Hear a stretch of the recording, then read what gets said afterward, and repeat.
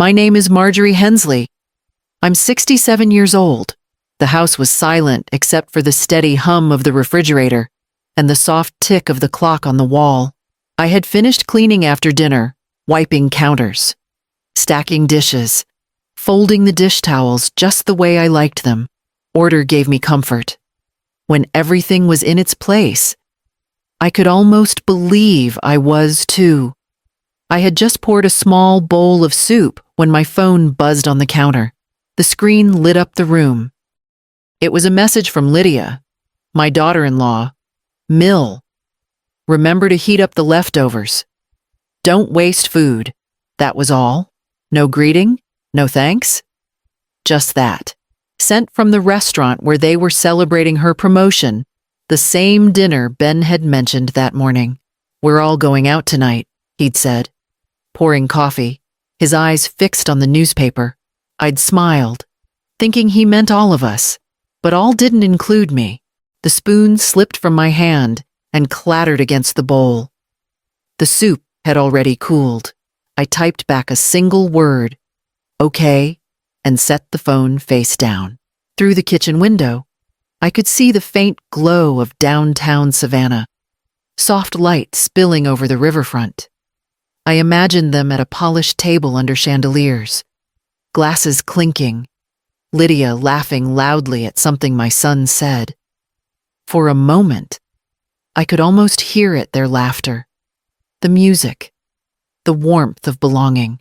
Then I looked around my spotless kitchen, every surface shining back at me, and realized how quiet it was, how empty. I stood, poured the untouched soup down the sink, and washed the bowl carefully. The sound of running water was sharp, final. I dried my hands on a towel and stared at the drawer by the stove, the one that held old paperwork and things I never threw away. The refrigerator hummed again, steady as a heartbeat. I turned off the light and whispered into the dark, okay. One last time. This time, it didn't mean yes. It meant something was about to change. 3 years earlier, the house had smelled of lemon polish and grief.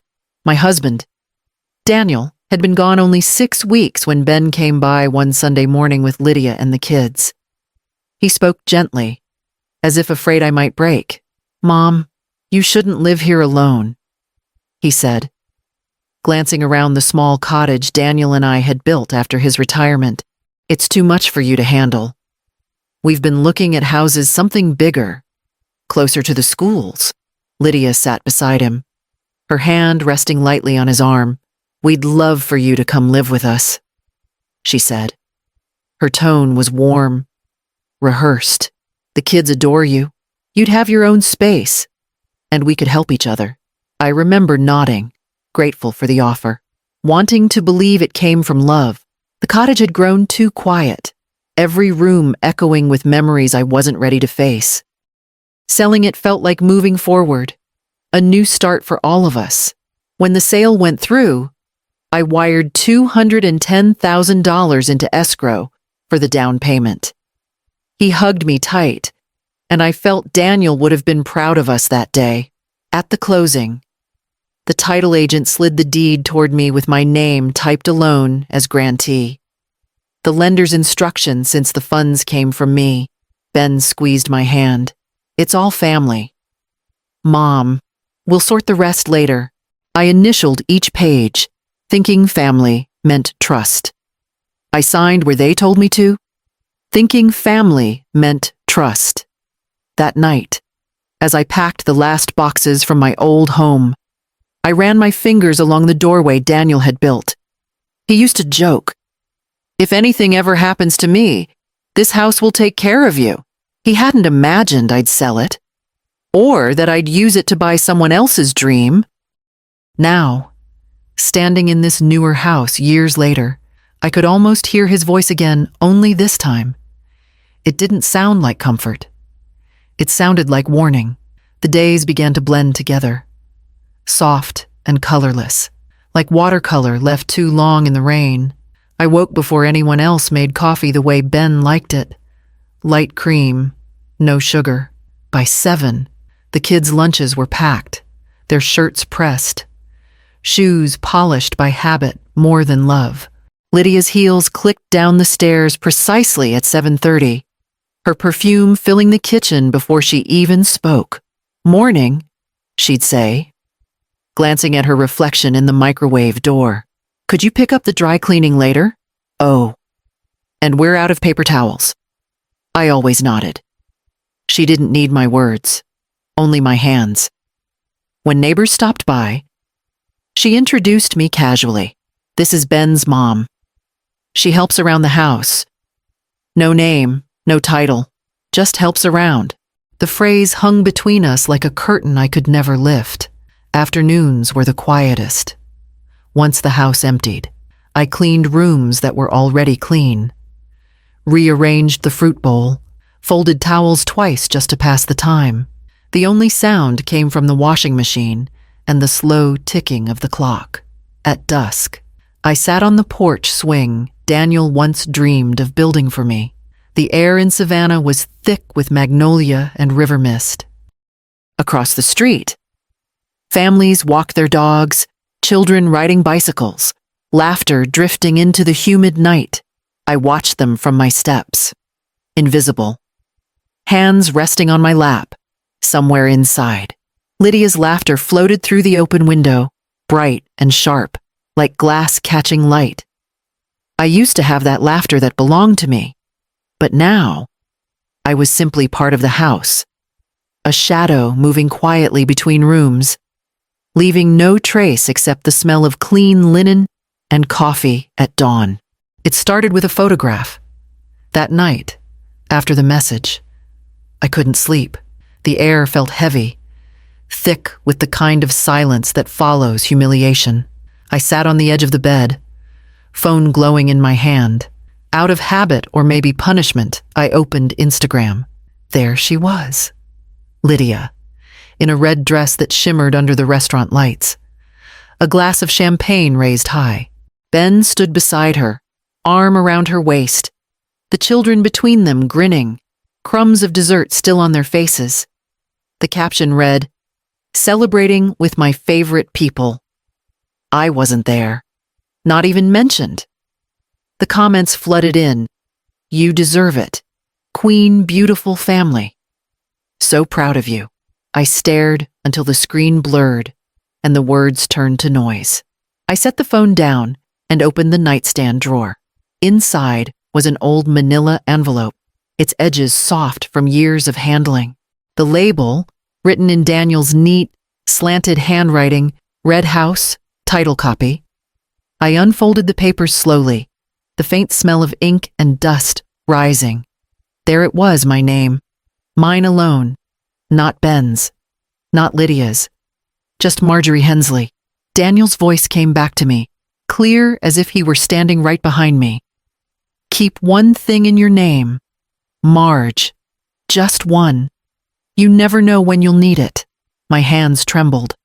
Not from fear this time, but from something sharper. Clarity. I tucked the papers back into the envelope and closed the drawer.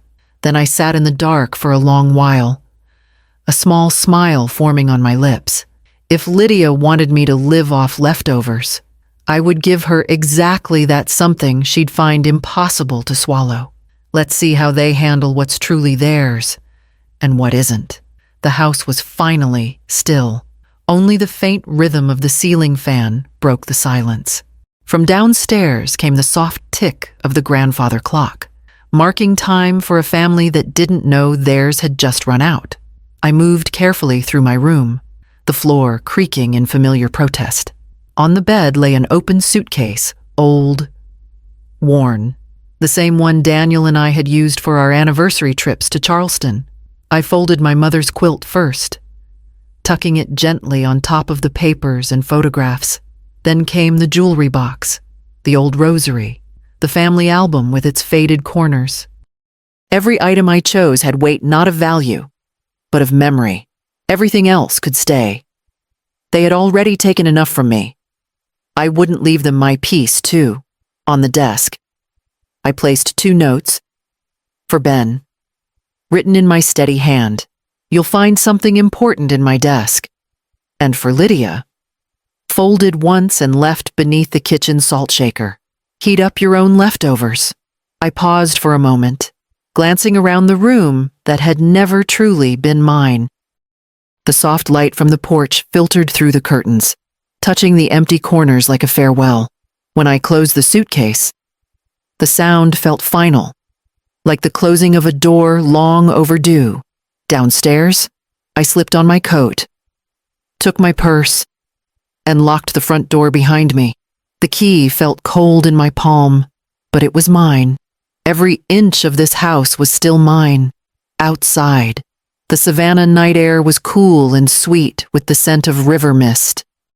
I walked down the path, the gravel crunching softly under my shoes, my heart steady, my dignity intact. By morning, they would wake to find an empty room and 2 short notes that would change everything. It was just past 1 in the morning when their laughter broke the stillness of the street.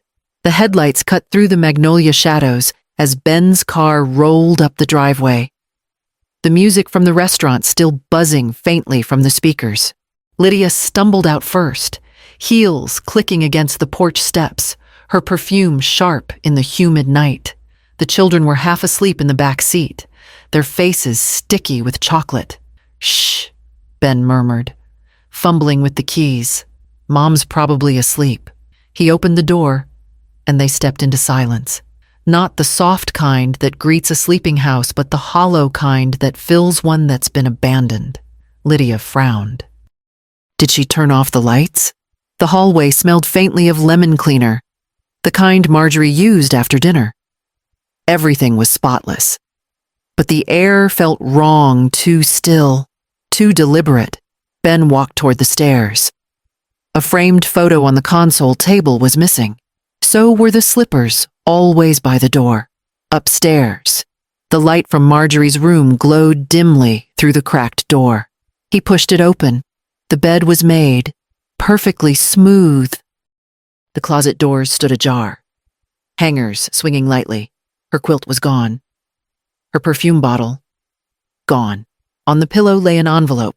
Inside were the house deed, the title documents, and her name. Only her name.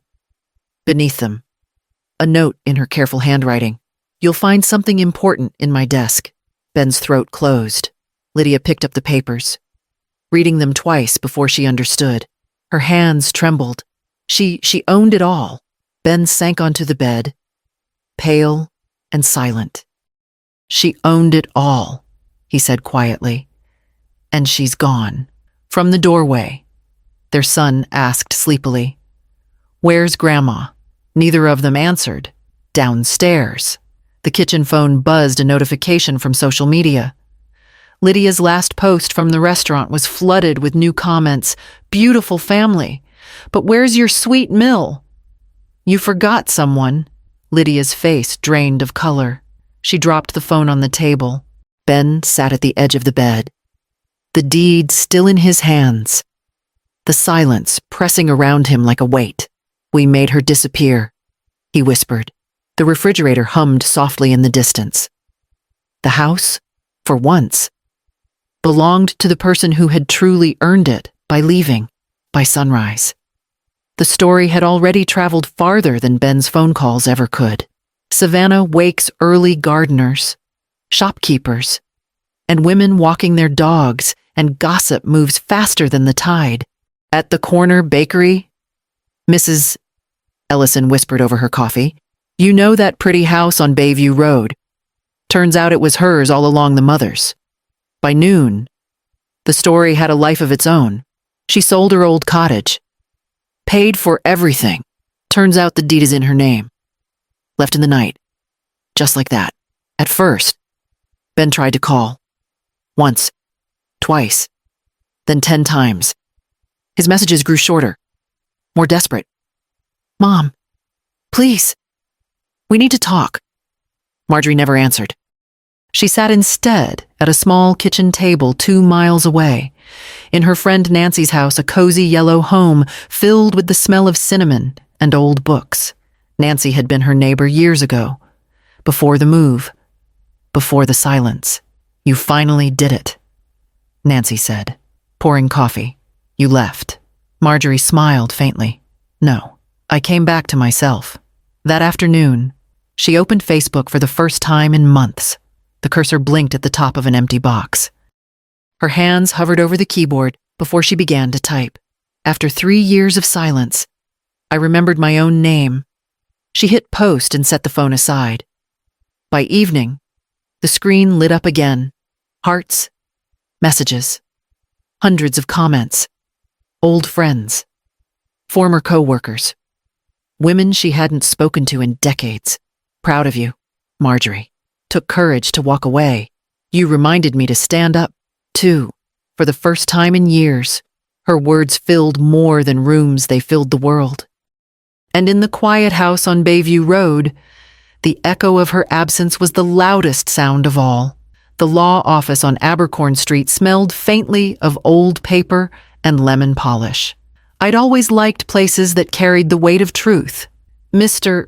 Collier had been Daniel's lawyer for years, a kind man with a quiet sense of justice and an antique clock that ticked like a heartbeat behind his desk. Ben and Lydia sat across from me. Hands intertwined. Lydia's eyes were red. Mascara smudged. Ben looked older than his 39 years. His confidence hollowed out. He hadn't shaved. The man who once told me it's all family now couldn't look me in the eye. Mr. Collier cleared his throat and adjusted his glasses. Let's begin, he said, opening the folder before him. His tone was even, professional, merciless in its precision. As the records confirm, the title and all taxes associated with the property are in the name of Ms. Marjorie Hensley. Sole ownership. Lydia let out a small sound, half gasp, half sob. Ben's jaw tightened. Mom, he said quietly, you don't have to do this. I already did. I replied. My voice was steady, calmer than I expected. From my bag, I pulled 3 envelopes, each sealed and neatly labeled. I slid them across the polished wood. The first, I said, contains every expense I've covered since moving in utilities, groceries, repairs, even your property tax last spring. Ben glanced down, but didn't open it. The second holds copies of every transfer from my account to yours, totaling more than $70,000 over 3 years. Proof that I kept this home running. Lydia's tears fell freely now, soft and rhythmic. And the third, I continued, is a choice. Mr. Collier folded his hands, watching silently. Option 1, vacate within 60 days. No questions asked. Option 2, buy me out at market value. Option 3, accept my new terms. I keep ownership, you stay as tenants, pay fair rent, and we all move forward with respect. The room went still. Lydia stared at the envelopes, her breathing uneven. Ben's shoulders slumped, the last of his pride slipping away. He reached for her hand. We'll take your terms, he said finally, the words heavy with something that wasn't quite defeat, just recognition. I nodded once and stood, gathering my things. The old clock behind Mr. Collier's desk ticked softly, marking the moment my silence turned into something else, something that sounded very much like justice. 2 months later, the house on Bayview Road no longer sounded the same. The laughter was quieter, the footsteps slower, and the air carried less of that sharp, hurried tension that used to fill every corner. Marjorie had rented the upstairs apartment to a young woman named Elise, a teacher and single mother, with a boy about the same age as her grandson. Their presence brought a gentler kind of noise, the faint hum of bedtime stories, the clatter of crayons spilling on the floor, the soft rhythm of a life beginning again, downstairs. Lydia learned what silence could teach. She worked longer hours, cleaned her own kitchen, and carried her own laundry. The housework she once took for granted now lived in her hands, not someone else's. Ben began therapy. At first, reluctantly, Then, with an honesty that surprised everyone, he asked Marjorie to join him once. The counselor, a patient woman with kind eyes, asked what she'd learned through it all. Marjorie thought for a moment, tracing the edge of her teacup before answering. "Sometimes," she said softly, "you have to lose comfort to learn respect." Ben nodded, the words settling somewhere deep. There was no apology big enough to undo what had been done. But each session felt like one brick quietly replaced in a wall that had cracked beyond repair. One evening, near the end of spring, Lydia knocked on Marjorie's door. She stood holding a plate covered with a towel, her fingers trembling slightly. "I made cookies," she said. "The kids helped." Marjorie looked at her for a moment before lifting the towel. The cookies were uneven, a little burnt around the edges, but warm and fragrant. She picked one up and took a small bite. "Better than leftovers," she said, with a faint smile. Lydia's eyes softened. "I'll keep practicing," she whispered. Marjorie nodded. "That's all any of us can do." The evening air drifted through the open window, carrying the scent of sugar and magnolia.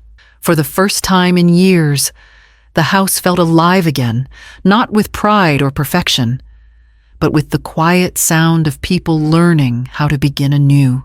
Spring sunlight poured through the kitchen windows, painting the table in soft gold. The air smelled of roasted vegetables, cinnamon bread, and something lighter, something like ease. For the first time in years, everyone had cooked together. Ben stood by the counter, carefully slicing ham. Lydia arranged plates and poured sweet tea into glass tumblers. The children set napkins, their laughter overlapping in a way that felt unforced, almost fragile, but real. Marjorie took her seat at the end of the table. It was the same place she'd sat for years, once invisible, once silent, but today the chair felt different. The long wooden surface that she had scrubbed and polished countless times was now filled with dishes she hadn't made alone. Ben lifted his glass. His voice was steady, though it trembled a little at the edges. "To Mom," he said, meeting her eyes, "who reminded us what home means." For a heartbeat, the room held its breath.